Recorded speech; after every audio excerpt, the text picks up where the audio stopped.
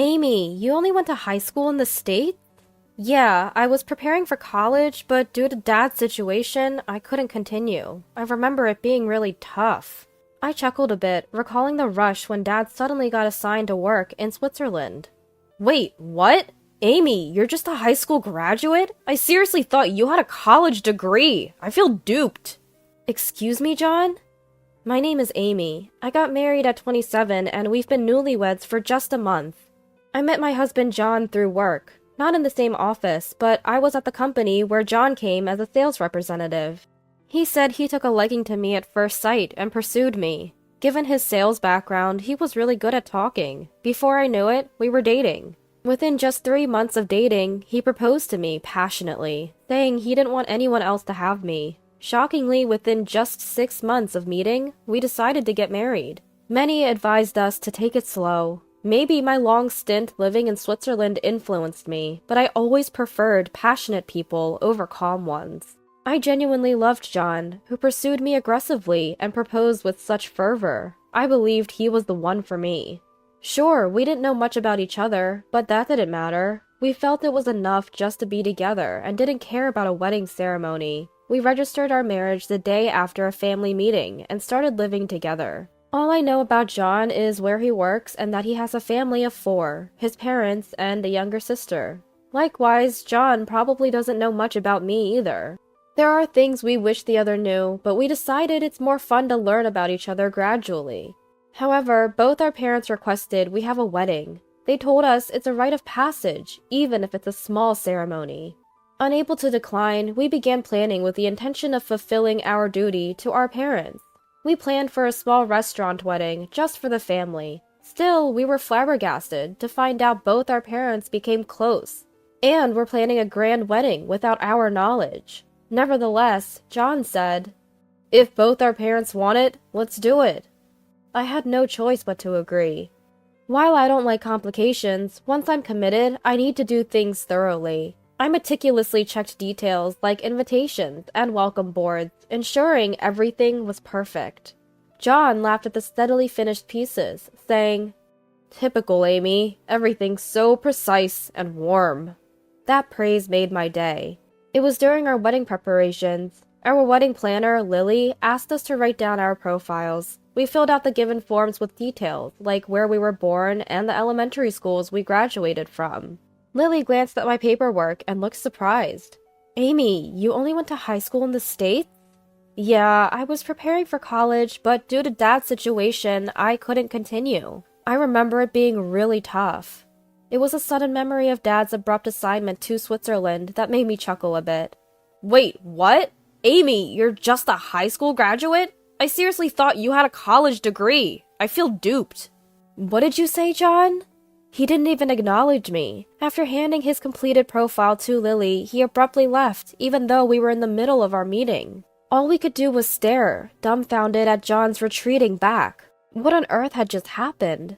Thankfully, the day's meeting was mainly about confirmations, so I handled the rest by myself. Rushing home, I was relieved to see lights on in the house. Entering, I overheard John on the phone. "Yeah, can you believe it? A high school graduate in this day and age. I thought I snagged a top-notch woman from a good place because she's attractive and competent at work, but she's just a high school graduate. Our kids would definitely get ridiculed. I wonder if her being so nitpicky is her way of compensating for her lack of intelligence," he said, laughing out loud. While we did marry soon after meeting, we had never discussed our educational backgrounds. I had no idea John had such an elitist view. Had I known, I wouldn't have married him. I decided to test John's character without revealing my actual education. Even if knowing my background brought us back together, if there's any future incident where my values don't align with John's, being looked down upon and living in fear isn't worth it. If that's the case, he's not the one for me. "I'm home!" I opened the living room door, forcing cheerfulness into my voice. John wrapped up his call, telling the person he'd call back. He then looked at me with cold, condescending eyes. "Ugh, I've been thoroughly deceived by Amy. Guess you wanted to land a high-caliber guy like me with his high education. Bet you're pleased with yourself."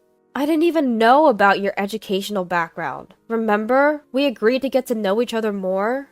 You could easily find out. I graduated from a prestigious university. Agreeing to marry this quickly, in hindsight, is suspicious. This side of John was shocking, so mean-spirited. I loved his passion, but I never imagined he could be this impulsive and prejudiced. Deciding to check with my parents, I called home, only to find out they were hosting a party with parents-in-law. It's great that our families get along so well, but at this rate, our marriage was headed for disaster. I quickly relayed today's events to my dad over the phone and mentioned we might not go through with the wedding. I thought I told John about our family being stationed in Switzerland. Yes, I had mentioned living in Switzerland, and Lily has said, in America, it's just up to high school. So it's baffling how John associated that with just being a high school graduate. Plus, it's utterly disrespectful to those who work after high school or had circumstances that kept them from further studies. On the other end, it sounded like my parents and John's parents were having quite a party, with a lot of laughing. Anyway, I want to continue assessing John's character, so I'd appreciate it if they played along with the misunderstanding. I wasn't sure how much got through to the inebriated party, but John rarely contacts my parents, so it should be fine.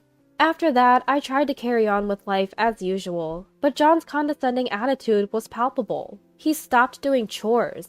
Previously, we'd share the tasks, but now everything fell on me. If I asked for help, he'd shoot back, "Do you want a divorce? Be grateful a high-spec guy like me even married a lowly high school grad like you." I felt increasingly repulsed by John, who frequently referred to himself as high-spec. On top of that, he dumped all wedding and honeymoon planning on me. John argued, "Given my high educational background, I have a demanding job. You, with your simple clerical tasks due to your education, surely have more time." And just like that, he stopped contributing to anything. Even though I earn slightly more than John, it seems like he's gotten something twisted in his head. Between work, household chores, and wedding preparations, I felt so overwhelmed. I worried I might collapse from exhaustion. The more I saw of John's behavior, the more I grew to despise him. But we were already legally married, and I had made promises to our parents. Once the wedding was over, we planned to sit down with both sets of parents to discuss our educational backgrounds and how we intended to live as a married couple. Though it's up to us to decide our future, right now our tempers and emotions are flaring. We need to calm down and focus on rebuilding our relationship. Since we've come together as a couple, it's essential not to hastily choose divorce. Holding on to that promise, I'm enduring our current situation. And then the long-awaited wedding day arrived. I felt guilty towards our parents, but truth be told, the spark in our marriage had already fizzled out. However, on that particular day, we played the part of a loving couple, greeting our family and work acquaintances with big smiles. Given the significant business ties, several high-ranking executives expressed their desire to attend, so we had sent out invitations. Looking back, I deeply regretted inviting them to a wedding of a couple on the brink of divorce. The guilt was overwhelming. "Amy, it's been a while," said Sam, John's predecessor, as he approached. "Long time no see. Thanks for coming," I replied. "Amy, I know it's not the best time, but is everything okay with John?" "What do you mean?" "Well, he mentioned you in a recent phone call, and I got concerned." "Is this about the high school graduate thing?" "Yes, I knew about your education in Switzerland and tried to gently correct him, but he wouldn't listen." So, Sam was the one John had been talking to. How could John speak so negatively about his wife, especially to someone from a business partner's company? As I chatted with Sam, other colleagues from John's company approached, showing concern. It seemed John had been bad-mouthing me a lot, and one of his bosses even told me directly that he couldn't support our marriage. Given that I'm being told this at our wedding, John must be making many uncomfortable at work, and they were all concerned for me. Seeing me surrounded by his colleagues, an annoyed John called out to me in a displeased tone. "Amy, it's time! Can't you even manage your time properly?" John scolded. I silently followed behind him, my emotions concealed. I doubt we appeared happy, even up close. I had hesitantly told my friends about our marital issues and suggested they might not want to attend the reception. Still, they insisted, wanting to be there for me. A few even flew in from Switzerland, and their tables, decorated with a Swiss touch, were a topic of interest among the guests. The wedding ceremony concluded without a hitch, and the reception began. Our bosses from both sides gave their welcoming speeches. Following a toast, the meals were served. Yet, throughout it all, John kept a sour expression and just kept drinking his alcohol. "John, that's enough drinking," I said, trying to intervene. Drunk and agitated, John blurted out, "It's all Amy's fault! I had this perfect life planned out. We'd have these amazing hybrid kids, be the envy of everyone, and now..." Suddenly, he got up, snatched the microphone from the host, and started ranting. "Hello, everyone! Thank you for being here. I'm a high-spec guy, having graduated from a top university. Yet, here I am, tricked into marrying a mere high school graduate. But since we're married, I'll try to educate her best I can." The room fell silent. John, seemingly expecting applause, looked around in confusion. Then my boss Daniel stood up and took the microphone. "John, are you talking about our Amy? It's funny, after finishing high school here, she went to Switzerland for college due to her father's job assignment. By the way, the head of our US branch rose from being a high school graduate. Is your company's philosophy to look down on such people? Studied in Switzerland?" John seemed to snap out of his drunken state instantly, staring at Daniel in shock. "Amy, is that true?" "Yes, I kept it a secret, but after graduating high school in the US, I went to Switzerland for college. I successfully graduated and even secured a job there, but due to a transfer to our US branch, I returned home with my family." "By the way," Daniel continued, holding the mic, "our US branch's CEO is a high school graduate who's worked their way up. Is John's opinion in line with your company's policies?" As Daniel glanced over at the groom's side with the microphone, John's colleagues uniformly shouted out, "No!" Given our company's superior standing, those from John's side were visibly panicking. Filled with rage, John confronted me. "Amy, why didn't you tell the truth? You've made me a laughingstock. We've never talked about our educational backgrounds, remember? And it's pretty disrespectful and presumptuous to look down on high school graduates." I responded, "It's all Amy's fault." John, stomping on the ground like a child, angrily blamed me. As I felt a wave of fear, sudden laughter erupted from a table nearby. It was that group of foreigners. In their unique accented English, they exclaimed, "Amy, you sure found a character! But seriously, divorce him as soon as possible." Blaming Amy? Huh, that's just hilarious! Their laughter was contagious, and soon the entire hall was in stitches, with everyone gazing at John and laughing till tears flowed. Humiliated, John's face turned beet red and he fled from the venue. I could see our in-laws chasing after him. He'd surely be caught soon. After that incident, Lily advised me to leave. The reception was cut short. My parents and in-laws, with assistance from relatives, returned the wedding gifts, apologizing to the attendees, and even provided transportation fare. That night, instead of returning to my place, I went back to my childhood home. The next day, since both Dad and I had taken a leave, we went together to pick up some belongings from our home. Even my parents, who usually hope for the best, didn't push for reconciliation this time. They apologized for previously wanting us to make up.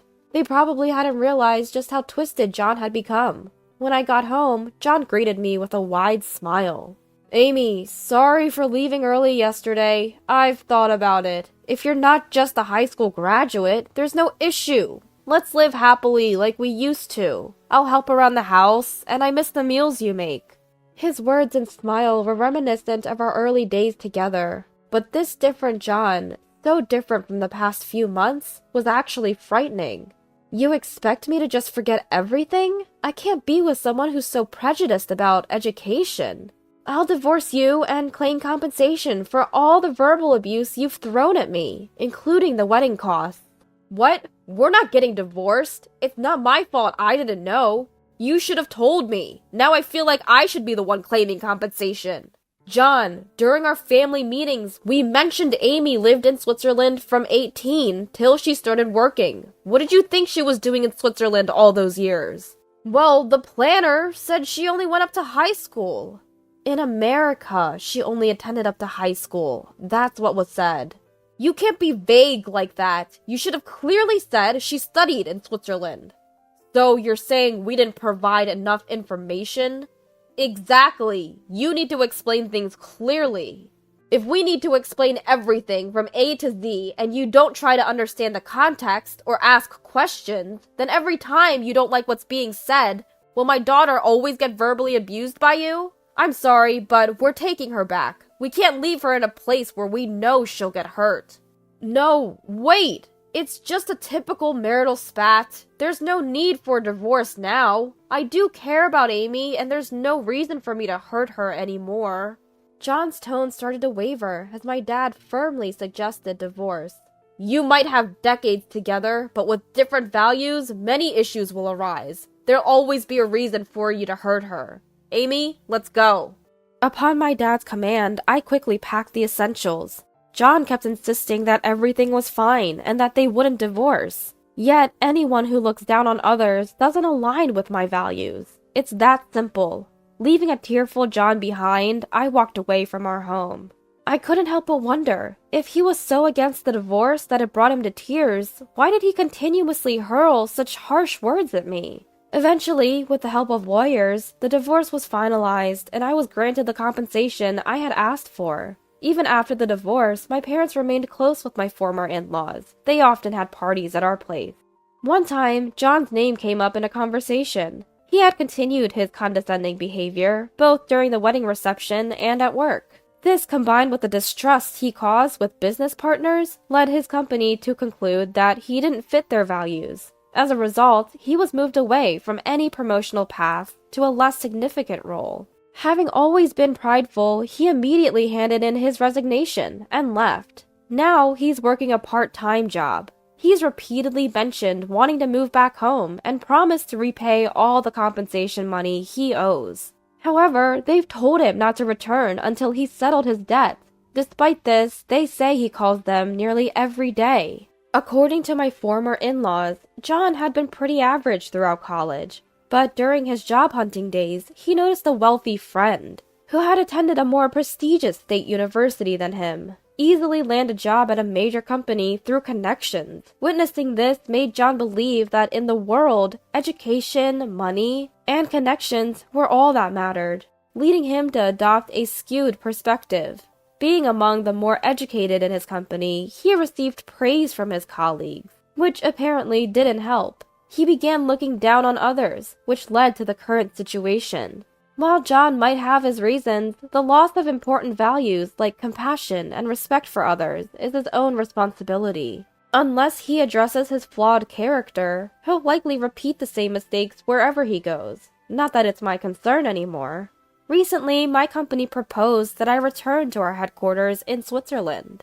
Although my parents wish to stay in the US, after some contemplation, I've decided to start fresh and live alone in Switzerland.